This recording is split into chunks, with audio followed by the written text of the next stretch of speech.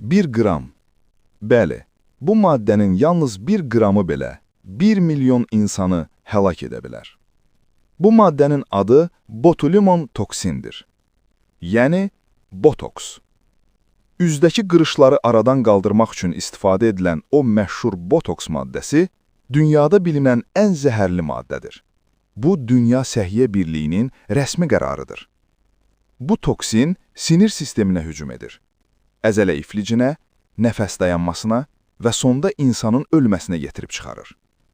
Siyaniddən 2 milyon dəfə güclüdür. Bəs necə olur ki, tibbi vasitə kimi istifadə olunur? Çünki hər şeyi miqdar həllidir. Botoks xroniki miqren, əzələ spazmı, həddən artıq tərləmə, boyun distoniyası, göz spazmı və sidik kisəsi pozğunluqlarının müalicəsində işlədilir. Botoksun tibbi dozası o qədər kiçikdir ki, adi tərəzi ilə ölçmək mümkün deyil. Üz qırışları üçün işlədilən miqdar cəmi 200-1 nanoqramdır. Nanoqram nədir? 1 qramın milyardda biridir. Bir insanı həlak etmək üçünsə cəmi 150 nanoqram kifayətdir. Tibbi doza isə bundan 30 dəfə azdır. Yəni, həkim hər inyeksiyada ölümcül dozanın 30-da birini işlədir.